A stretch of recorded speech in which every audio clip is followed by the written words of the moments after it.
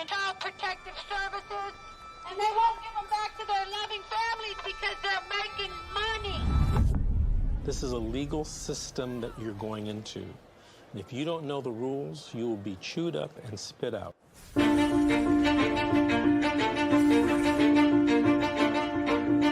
If I could say anything to a mother who just got their children detained, you're in a crisis.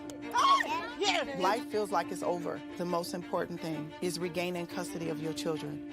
The child welfare system at its core is designed to protect children who need protection, okay? And that's key, is who need protection.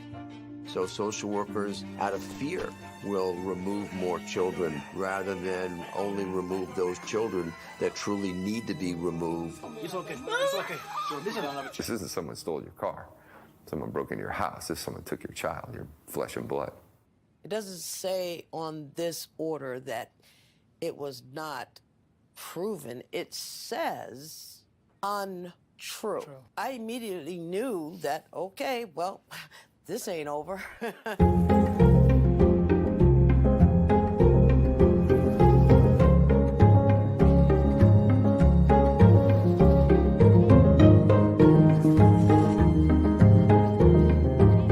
Were there signs there? Were there no signs? Did I miss them? Did I catch them? At this point, I honestly don't know. Families only get a finite amount of time to reunify. I came into this field to help families, not destroy them. The difference between the criminal system and the child welfare system is substantial. You have more rights as a criminal than you do as a parent.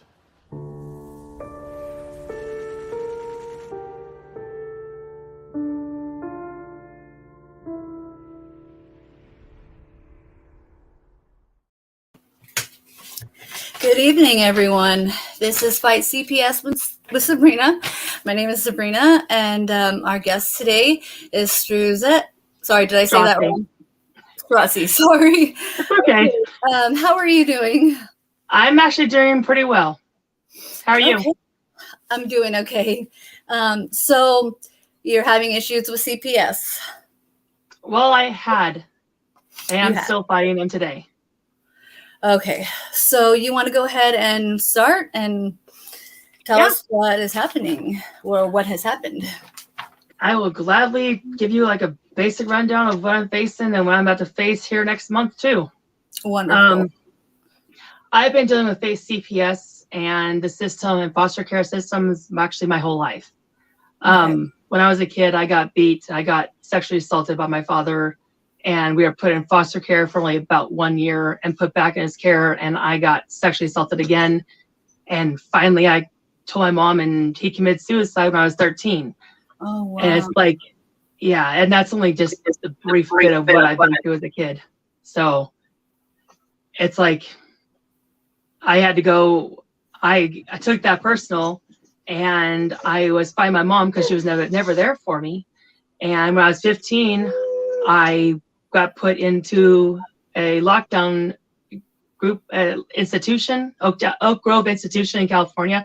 It's well known, but that is where it was until I was 17 and a half.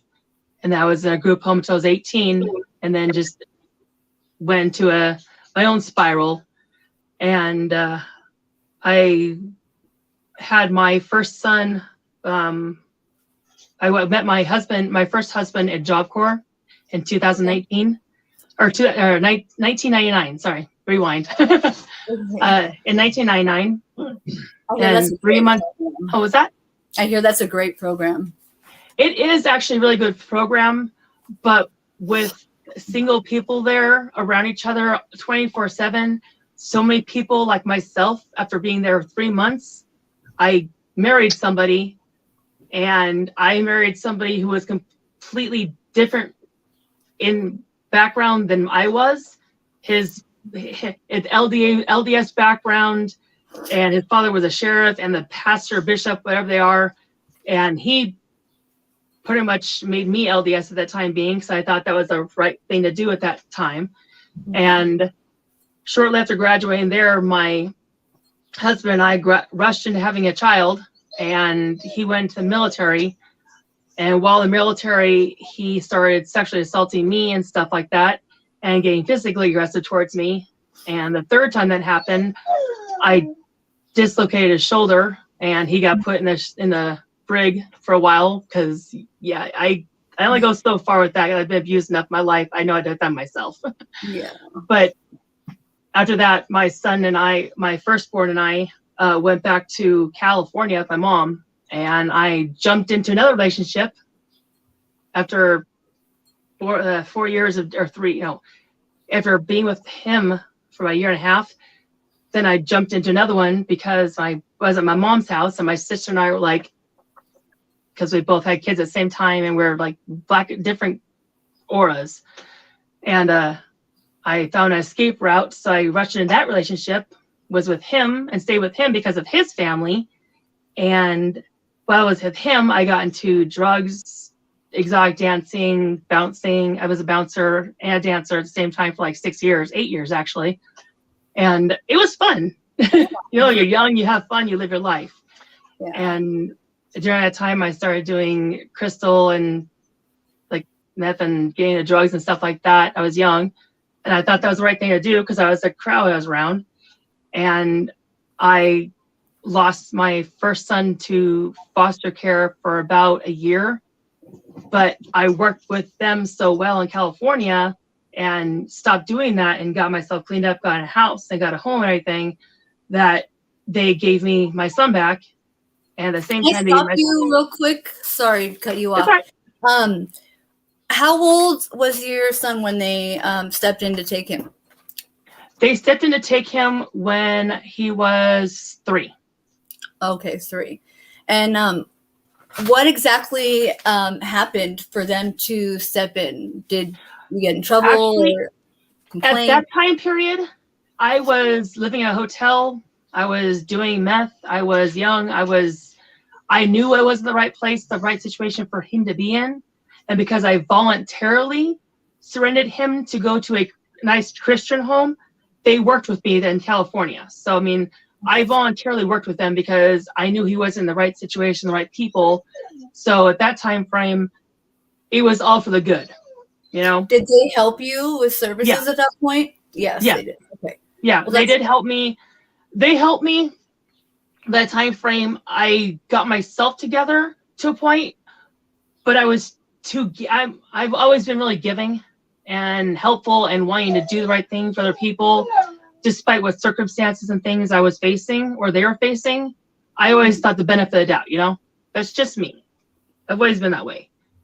And I have nothing but compassion for people. That's just me. I'm a very forgiving, understanding, but I have let my boundaries down so much that it's backfired so many times for myself. But during those backfires, I've learned so much for who I am now, you know?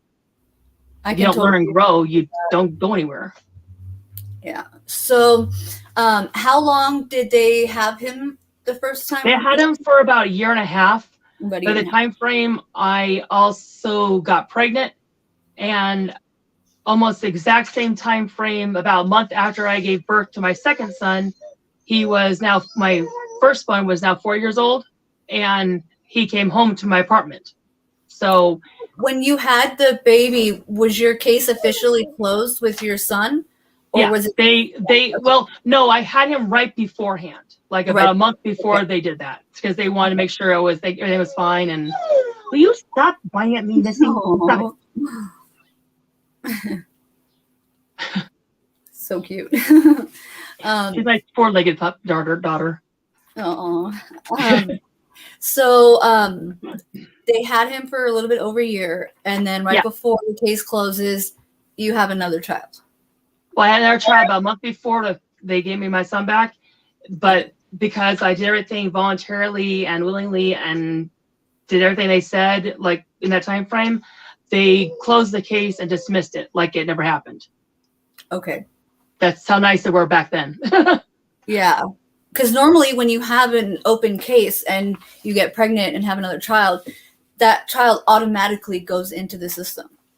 Yeah, this was back in of CPS. This was back in 2013. No, that's the 2004. 2004. Yeah. Okay. It was more calm back then still. It wasn't so chaotic as it is now. Yeah. Especially in part of California I was in Palmdale. Okay. Right on. Okay, so then what happens? Well, you have your baby. Yep. And I had my son and we were doing fine. Sadly, we got into chaos and everything like that in California. I finally had enough of California stuff. My firstborn was just over a year old or a year and 4 months old, and my older one was 5. I left California and moved to Montana because I wanted to quit everything and get away from it and be clean and start fresh. And been clean ever since 2007. That's wonderful. Congratulations on that. That's great. Huh? That's great. Congratulations on that. Thank you. Then here, after 1 year of being in Montana, about 1 year from in Montana, the first summer I agreed that the boys can go back and visit for 3 months in California with the second boy's father, because I was with him for so long that I felt that, I trust them enough that they can visit and come back and it's all good. Something happened during that 3 months in California that I didn't find out till many, many, many, many, many years later, but I'll get there eventually. But I come to find out that during the time frame my son was down there, my ex-nephew was 3 years older than my son. His son was 8 years old, and the other boy was 11, and was forcing my oldest son, who was not blood related anyway, forcing him to give him head the entire time he was down there. Oh, yeah. wow. I knew something was wrong, but I couldn't subconsciously figure it out. And he didn't tell me until after he got taken later on in the story it'll get there. But yeah, that happened while I was down there and I didn't know about it at the time being. So he came back and that mother sense, something isn't right. Yes. But you can't put 2 and 2 together. And that was one thing that I swore would never happen to my kids because it happened to me. Right. Give me just a second. Let a dog outside. Yeah, absolutely. Well, you go then. You are a snivel butt. You know that? They're as bad as kids are. Oh. But when he came back, I was with my fiance that I met 3 months after being here. I was engaged already. Wow. He was 18 years older than me, so I thought I had it made. Yeah, it worked that way. But stayed with him for about a year and a half. And then I didn't know still what happened with my ex in California. And I thought that my ex in California got his shit together and that things were going good. And so he flew out to Montana. Did he know what was going on at that time? I didn't know either. I know you didn't know, but we didn't know. Neither one of us knew. No. It was too soon. Okay. But we found out, no, that was later on. But, we didn't know about that at the time being. So, because I was lonely and sad and stuff like that, him and I flew him out here. We got married 3 months. I don't know the 3 months thing. I don't know. And while he was here, he put me into bipolar depression. It was bad. And I started seeing a counselor at Aware, which my boys were going to continuously while we're still together. I mean, he wasn't, my boys were with us. And finally, I kicked him out and we got divorced and whatnot. And during the time frame, I've been going to the same church for 3 years in Montana. Can I say the church? I think that's fine. Assemblies of God. It's worldwide. So it's a very, very big church, helps out all worldwide. But him and I have been my husband now, him and I we were both volunteers at church. So we talked back and forth and whatnot. And we became more understanding and stuff like that. And then him and I were both in the middle of divorce and whatnot. And we went through our own stuff with that. But besides that, anyways, fast forward a little bit. My boyfriend, husband at the time, as now, him and I got together, and we got married 2013, and I got pregnant. And during the time of pregnancy, I caught my son doing some sexual actions with another person, and I was 7 months pregnant. So at the time being, I did not know what to do. Subconsciously, I went to call Aware, thinking, because they've been there for so many years, that they'd help me and be able to talk to my son. And no, right then, Aware called CPS. Of course. And yeah, how old they did you didn't give me say? a second. I'm sorry. How old did you say your son was at that time? He was my oldest son. He is 12 years old. 12. Okay. Oh, he's 11. 11, about to turn 12. When this all happened, when you saw this, wow, that must have been really difficult. Yeah, it was very difficult. And they put him in a boys' foster or group home locally that caused nothing but trauma and nothing but stress the entire time I was still pregnant. And the final court date on the 29th of July, I wasn't due for my daughter for another 2 weeks. And the 29th of July, we had the court date of they sentenced him. And that after that court date, I broke down and I went to pre-labor. So because of them, everything they did to my son, I can still see it. It's like I'm there. And then I went straight into pre-labor. So the next day my daughter was born. Can we rewind just for 1 second? Sure. I have more questions about this. Go ahead, we can rewind. So when this happened, you contacted, who did you say you contacted? The Aware caseworker. The caseworker. Aware Okay. Is, you know Aware is? What is it? Aware is for a place for kids who have troubles or have mental issues or like just little issues. Is a counseling session for kids to be able to talk and figure things out, and adults and families too. All right. I haven't heard of that one, but it sounds like a couple of the places I know. So what? Yeah. Wait, no more. Stay inside. No more whining. Okay, back to you. When you contacted them, how did your son end up going into these places that he went to? Did they take your son from you? Did you want him to go there? I didn't want him to go, but they didn't give me a choice. They came, the police got him and took him to the group home that's like 3 blocks away from the courthouse. Wow. Without you wanting that? Like they just... Well, I didn't know because the situation was going on. It's because of the circumstances and because, rewind just a little more, because of the encounter he had in California at age 8, that made him think that was okay. That's the way it's supposed to be, because he never talked to me. He never opened up to me. I had no clue.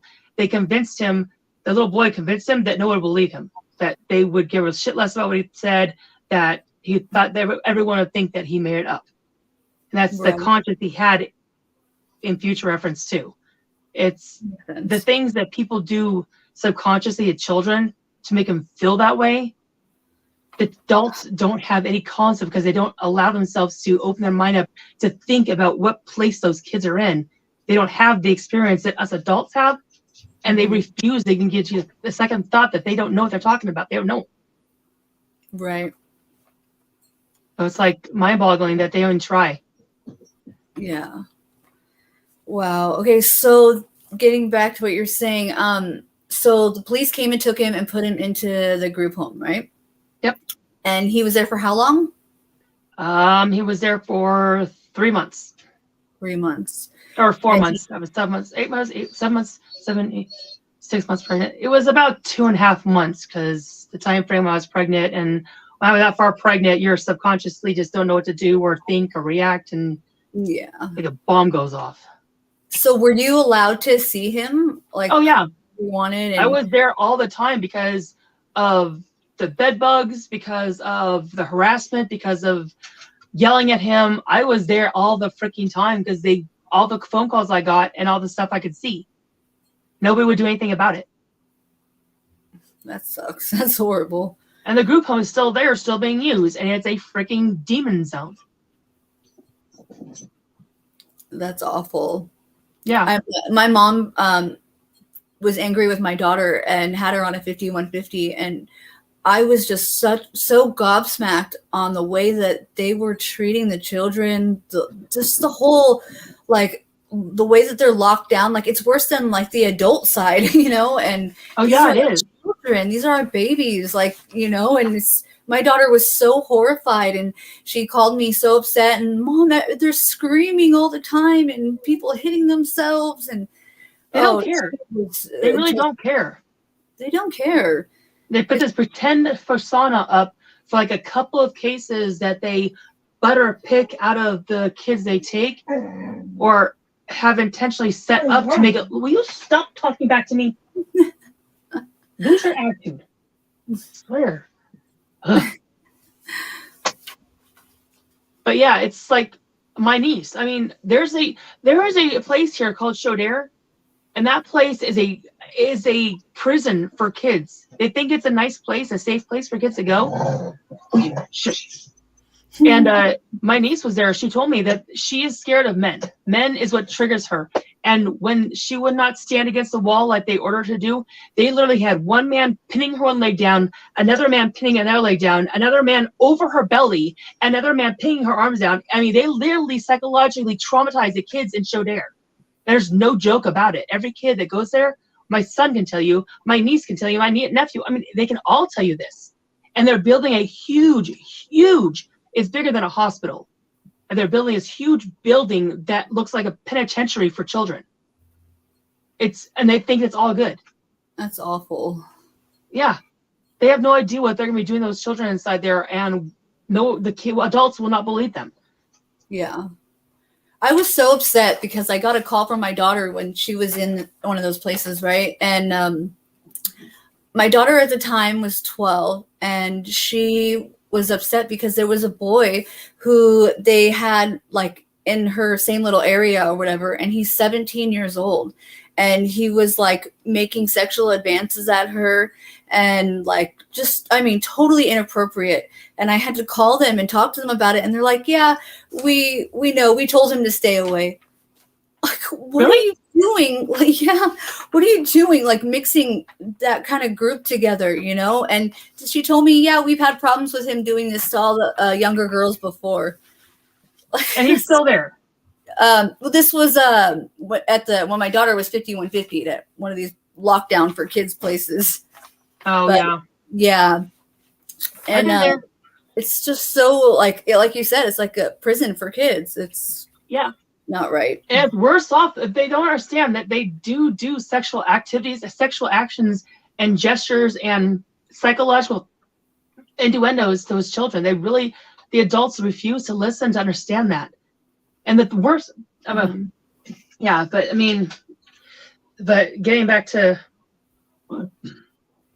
but yeah, when my son was taken, they put him in a facility in Boulder, Montana. It's an old Air Force and military place that they shut down, and they use it for places for kids and stuff.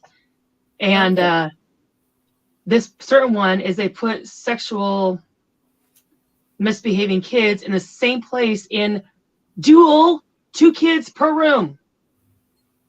Same sex. Okay? Mm-hmm. The boy they put with my son was 3 years older, just like in California, than him, and raped him for 15 months.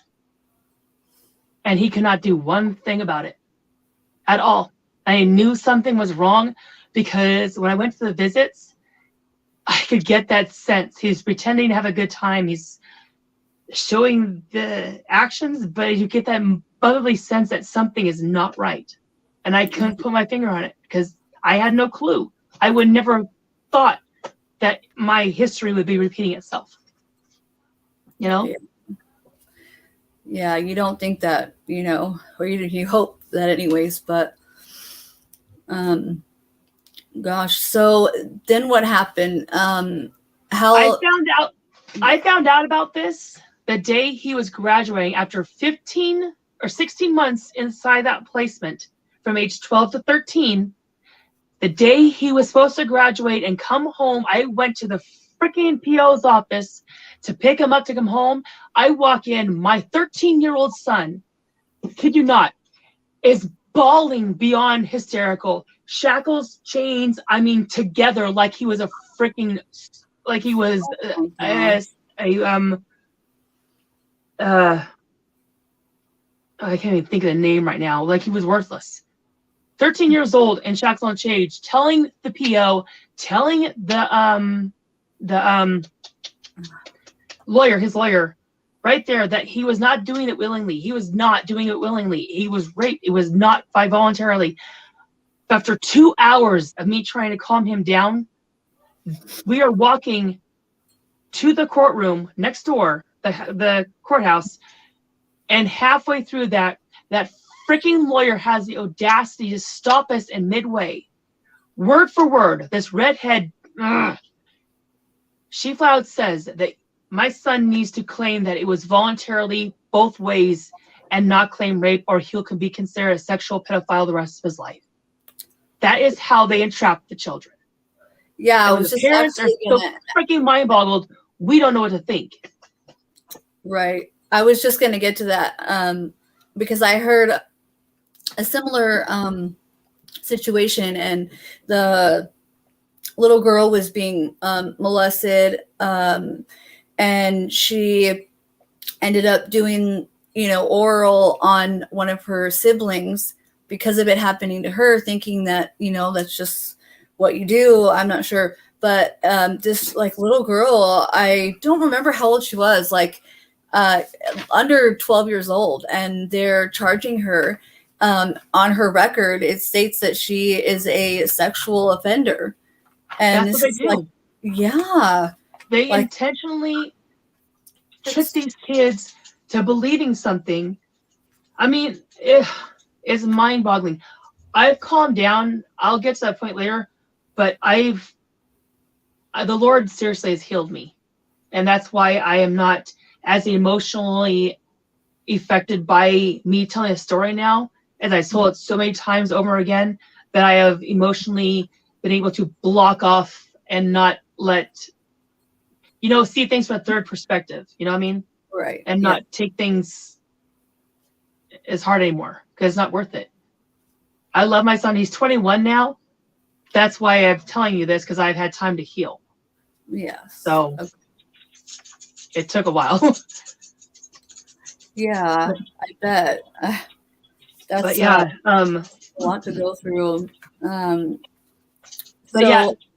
How is your son now? How is your son now after all of that happened to him? Hold on. We missed a whole big part before I get to now. Okay. Trust me. There's a big part. Oh, you shush it, you pie hole. Player.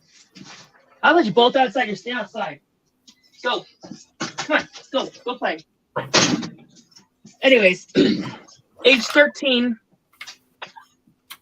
since the moment that happened, every year I've got videos. I've got so much documentation, so many videos on my YouTube channel, this YouTube channel. That's why I put it on this one.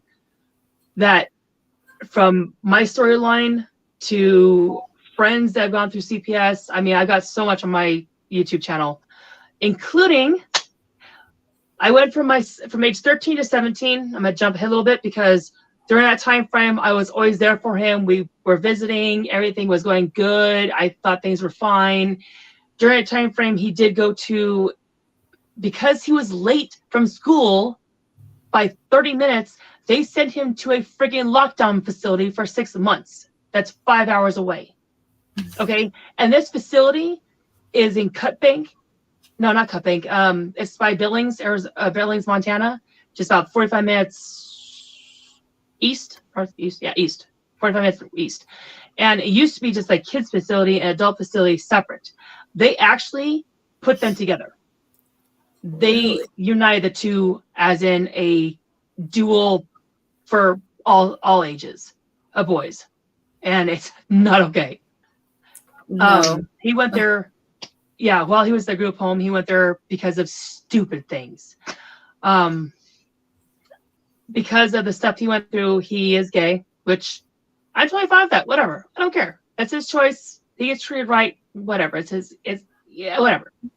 But at age 17 in April of 2018, by God's grace, I am so grateful for this. He had a dentist appointment out here, and I in Helena, because he was at a group home in Great Falls, which is an hour and a half north of us. And I told them that I would take him home. The weather got bad, whatever. We stayed at my house for a little bit. And I was able to have him speak with Francesca. She's an old lady. I don't know if you recognize the name, but I just met her. And she actually did a live 45-minute video with my son on YouTube of what he went through from the time beginning when he got taken all the way until he was 17, expressing in detail of what. I mean, this will put things in your mind that you will not believe of what he expresses, what had happened. 2 months after he did that video, he was about to turn 18, and I'm gonna close the door now. You're shush it. He turned his back to me. I became pretty much the devil because he believed everything that they told him, that I was having fun without him, that I was living my life, and I didn't do anything for him. I didn't fight for him, despite every damn year, every governor and people in Montana, they know my name. The police know my name. They all know me because of how long I've been fighting for our family rights and for our children's rights, for our civil rights, for color of law. I mean, there are so many laws that are breaking, and I'm not going to stop. That's good. And in February of 2018, I was born with glaucoma. Glaucoma is the eye disease where your pressure enlarges and you have no control over it. So you see, it sucks. So my pressure went up to 69. And you can imagine 20 pressure is like here, 69, your eye is like this big. My eye was so enlarged that I was in the hospital, and I was like, when you see somebody who is like subconsciously not there, that's how much pressure was put in my brain that I was talking, but I wasn't there. That's how much trauma that put me into. I was up to 289 pounds. I was lost. February 2018, I literally dropped to my knees and I submitted everything to our Lord and Savior, Jesus Christ. And it took a year for me to heal, but it took me time to be able to regain myself, you know, from all the stuff I've been through. During that year of healing, I prayed for being able to see things like our Lord, to see things from a third-party perspective, to not like people's emotions to interfere with me, because it's not worth it, you know, of all trauma that I've seen people go through, what I went through. I refuse to take emotions to block my logic, you know, anymore. Yeah. And during that time frame, I lost 130 pounds. I got myself together. I was like reborn. And I miss my son. I miss him so much. I wish the best for him. I wish the Lord that he'll understand and realize that I've never stopped fighting for him. Sadly, my son, who is 4 years younger than him, he started young age, about age 11. He started getting a trauma and stuff like that. I couldn't go through it again. So his father and I made to agreement that he would have James and raise him because he needs to be around a man figure. And I felt that it was right, you know, the right thing to do. Mm-hmm. I'm not going to keep him from a son, but obviously it was the wrong thing to do, because now my middle son is following that wrong line of what you should not do. You know, I'm not going to go into detail, but I pray for him. He's 16 now.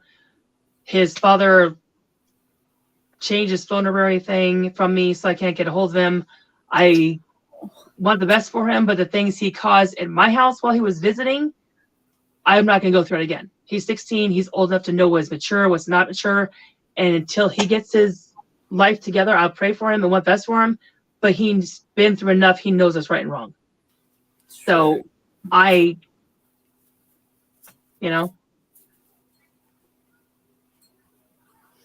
So right now, my son's 21. I have no idea where he is.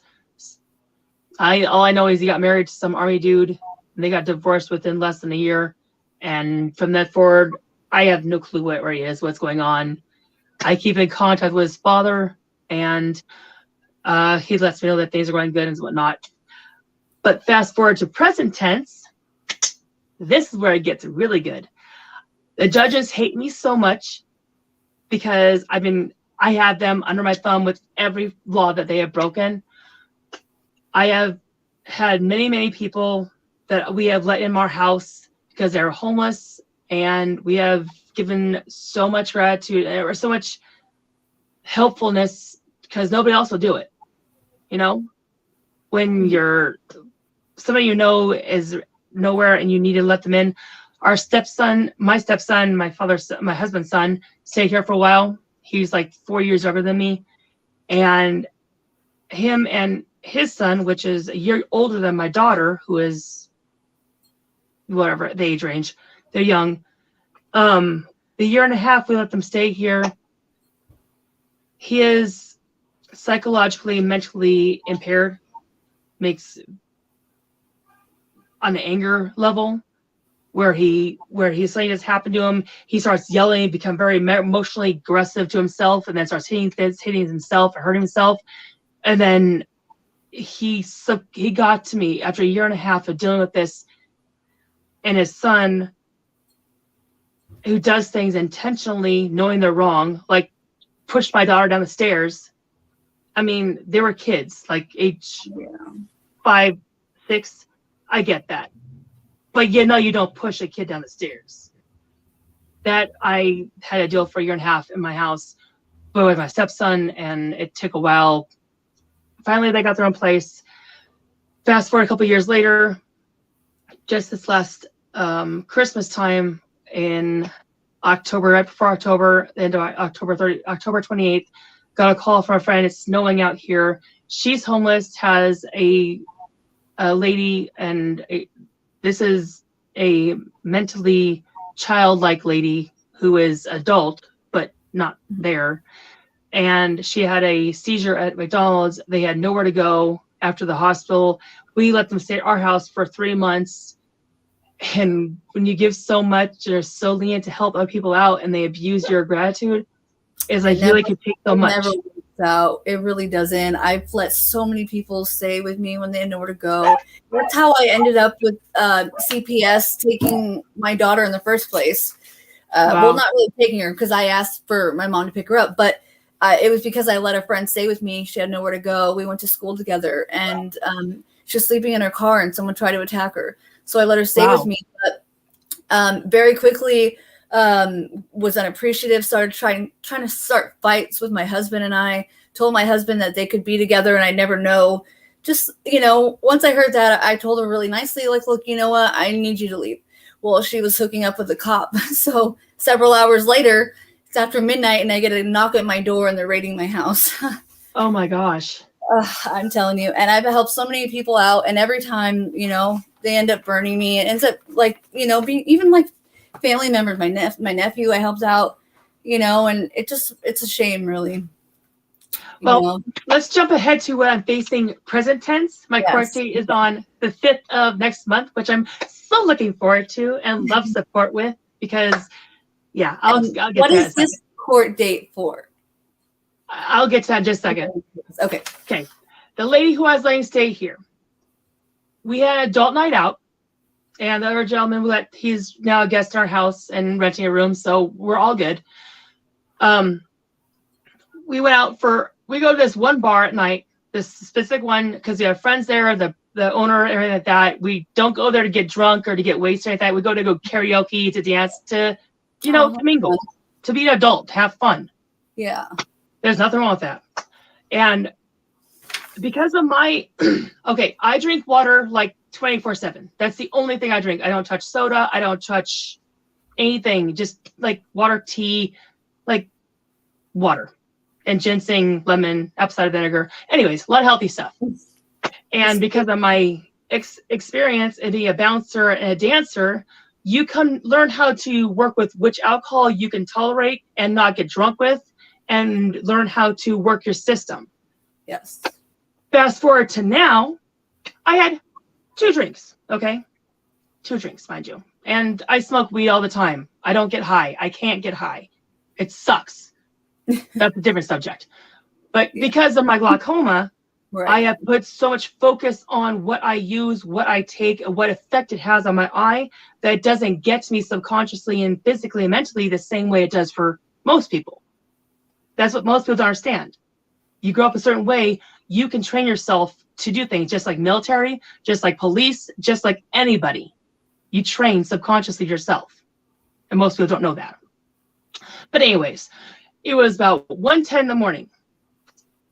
We were leaving. My Jeep Grand Cherokee, I can't say the damn word. My Jeep Grand Cherokee, it's a 1999, had very dim lights, and it was below 0 outside. Okay, and this back in December 18th or 19th. And my fog lights were on, okay? I thought my headlights were on because that's what I thought, because they're very dim lights. I pull out of the parkway right onto the road. No less than 2 seconds, I have a cop right behind me pulling me over. Duh. Knew it was going to happen. Stupid me. I didn't realize it until I got on the road, thinking saw my headlights weren't on. I'm like, I got to pull over. Oh, I got lights behind me. I got to pull over. So I pull over. The police officer comes up to me and says, I pulled you over because your headlights are not on. I'm like, really? I said, I do apologize. It's an old car. It takes longer because of heat, because of how cold it is. He walks back to his police car. 5 minutes pass. He comes back, looks at me, flashes a light at me. This eye is always glossy because I can't see out of it. I've never been able to see out of it. I've always been able to see one eye. So I have a different view of 3D view than you guys do because of my growing up, what I learned to do. So I said, he looks at me and says, have you had a drink? Have you been drinking tonight? I said, yes, officer. I had a couple of drinks a couple hours ago. Nothing major, nothing to worry about. He looks at me, flat out looks at me, says, well, for safety concerns, would you mind driving this car down the road to a school and park it down there? Mind you, this is 0.8 of a mile down the road. He's telling me to drive with no headlights on, okay? Thinking that I'm drunk. I think about this psychologically. As soon as I get there, I park the car. 12 to 15 seconds passes by. He pulls up next to me, says, will you step out of the car, and arrest me for DUI. Now tell me, is that not entrapment or not? Yeah. So I go through the whole rigmarole, go back to the court things, wait 6 hours, my husband bails me out, whatnot. This is the 20th. The following Monday, I go to see the judge. That, mind you, this is one of the judges I've been fighting against for the past 10 years. Okay? Just put that in your mind. 10 years. He would not listen to me. He would not give me the light of day to even explain my situation, that I was not pulled over originally. The cop could have done something logically and said, well, if you've been drinking, why don't you call somebody to pick you up and, psychologically do the right thing, There's not much smarts out there anymore. So the judge looks at me. He says, well, you are free to go on your own reconnaissances. He says, but you cannot go into any bar or casino. I said, hold on a second. My situation has nothing to do with a bar or casino. I caused no problems there. I'm actually appreciated there because of who I am. And I'm a positive person. The judge flat out looks at me and says, because I'm judge, I got the power and I got the authority to do so. My jaw drops. I turned around, and I had 2 eyewitnesses that were still in the courtroom, thank God, and I walked out. The next following day, I go back to get a copy of that recording. It disappeared. It's gone. And I recorded this. While I'm questioning the people there, they were looking for 6 hours for the recording. It's gone. I have the copy of the CD with me. On January 26th, the next day, I went to courtroom for my own safety because things mysteriously disappear in the courtroom recording, which is a federal offense. I said, first things out of my mouth to that judge, I said, I demand this case gets dismissed due to the fact of lack of evidence and erasing current records. The judge cut me off and was flat out rude to my face. I have the recording of this too.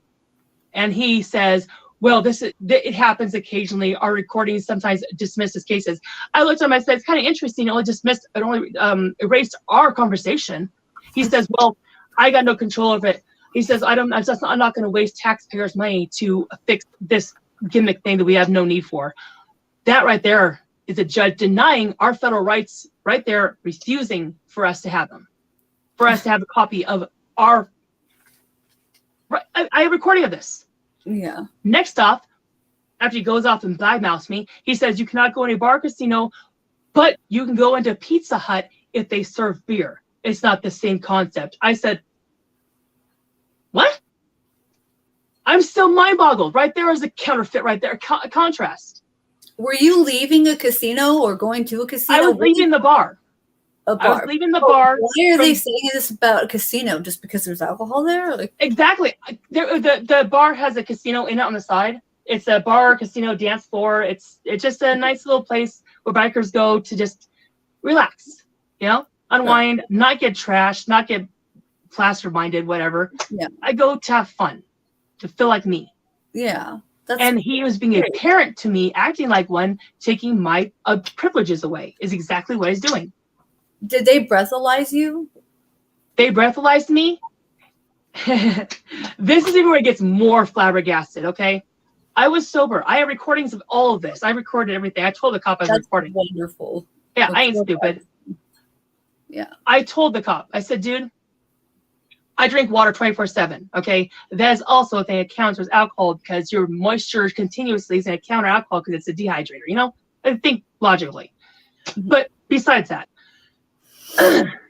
yeah, I blew that thing, and it said, this is what mind boggles me. It said I blew a .147.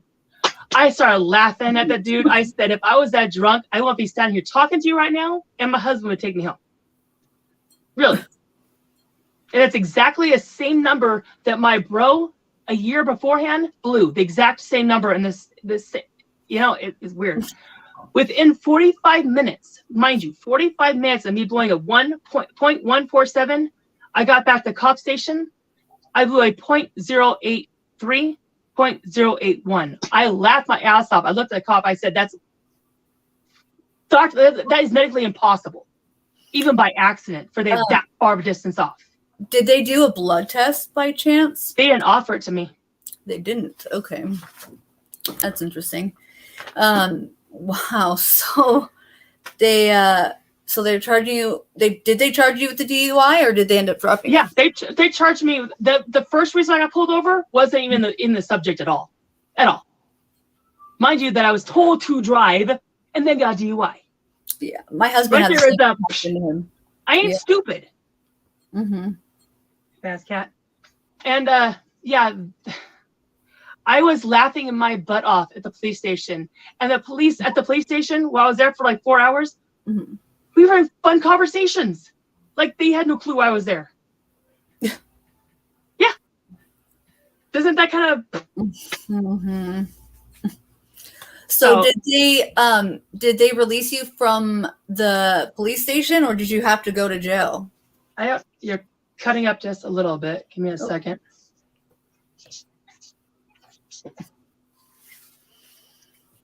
Am I good? Still cutting out? Looks like we're paused here. Hopefully she can get this back on. We'll give her a few seconds here.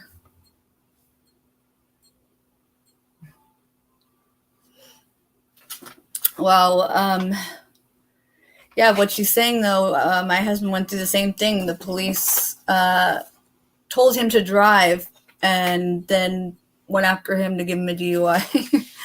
So I've definitely heard of that happening before. They shouldn't be able to do that. Let's see. Looks like we're having technical difficulties. Okay.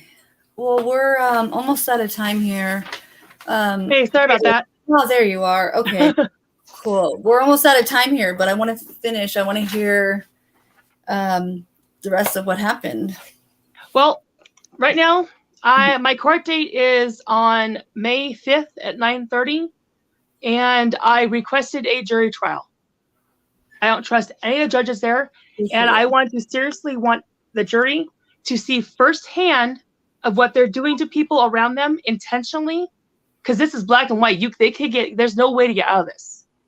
I mean, the Lord seriously had me lined up for this perfectly after he healed me, and this is going to backfire past 10 years of targeting.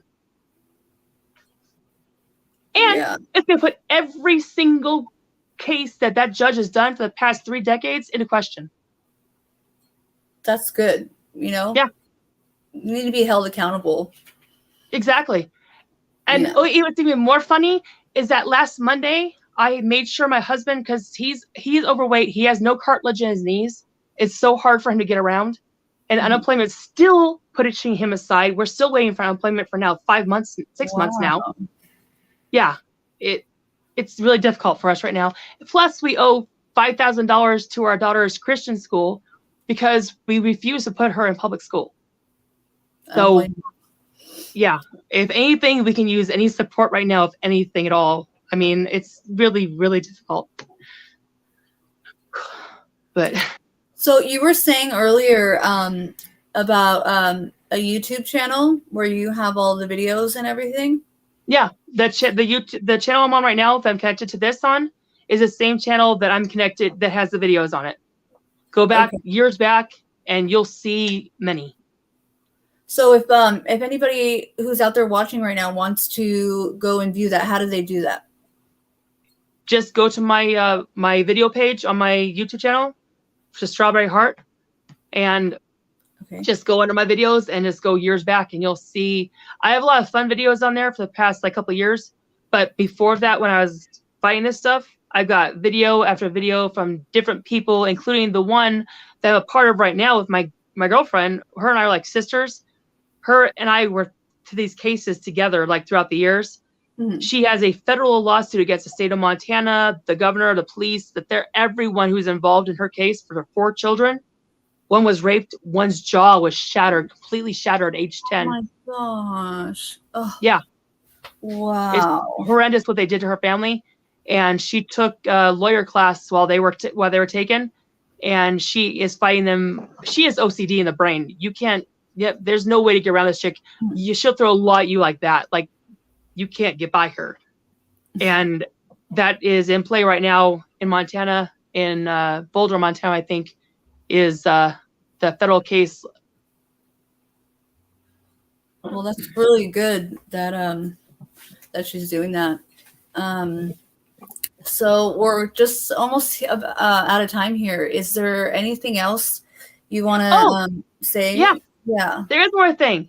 Okay. This judge is so hatred towards me. This would be my first DUI, which is not legit. He threatened me with $6,000 fine and 6 months in jail on recording. Wow. Oh yeah. He hates women. From my heart, he had a nasty divorce, and every girl that goes in there, I saw this in his eyes. He was targeting girls, and the boys that were in there, mainly he just let slide and said dismissed. I believe it. I've seen stuff like that in courtrooms. Yeah, Karma's going to be paying a very high visit to him very soon. That's really great. It's time to put an end to it, because if it's happening to you, it's happening to other people. Yeah. The same judge. So enough is enough. The abuse needs to stop. So if anyone out there wants to help out, get a hold of me. Let me know. I'm Strassie Heart on Facebook, on TikTok. I'm Strawberry Heart, and on here I'm Strawberry Heart, whichever. Yeah, and let us know what happens with for sure. I'm really curious to know, and I'll go and check out your videos on your YouTube videos and stuff. Cool, I appreciate it, and my prayers with you with what you're dealing with as well. Thank you, and yeah, you too. I'm so sorry to hear all of that you went through, and with your kids.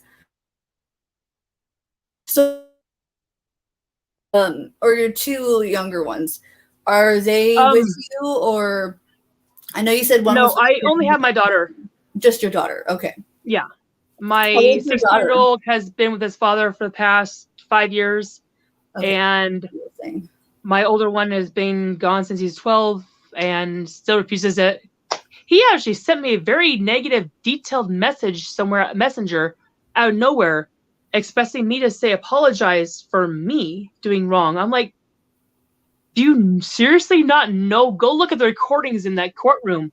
Every February, I am there every year speaking my mind. In 2018 or 2019, I took my daughter there and I said, my daughter is here the day after my son was taken from me for the courtroom. She was born early because of you guys. I mean, I put it right in their face. Yeah. Well, that's a shame that that he sent you a message like that. You know, they the whole system, the social workers, even the like psych wards or the counseling, like they really have a way of turning children against their parents, and it's like they do it on purpose. Oh yeah, you know, and it's really sad. Yes, even if you're there the whole time supporting them, loving them, and giving them support and backing them up, they still make it look like we were pretending. Yes. And they have a way of like manipulating words and telling these kids like, oh yeah, you know, you've got all these problems and it's your parents' fault, and you know, just like the judges. The judges do the same thing to the people that are blind to what's going on. It's manipulation of mind. Yeah, it's just ridiculous, and it's time that it gets dealt with. You know, amen, sister. Amen. Thank you so much for hearing my story. I greatly appreciate it. You're an angel. Absolutely. Thank you so much for coming on and telling us. And like I said, please give us an update and let us know. Oh, for sure. I totally will. Yeah. Anything else you want to say real quick? That the Lord seriously does save souls that are willing to express what's going on, because the more you keep it inside, it destroys you. Don't keep it inside, because the Lord will listen. Keep telling them and keep expressing yourself, because He healed me, and I am like a reborn completely, and I didn't know that was until I went through it. You know, you don't know what it is until you've been through it. That's very true. Very true. Well, thank you so much. I really appreciate it. Likewise, Bite CPS with Sabrina, and everybody have a great weekend. You too. And I'll see you guys next week. Bye.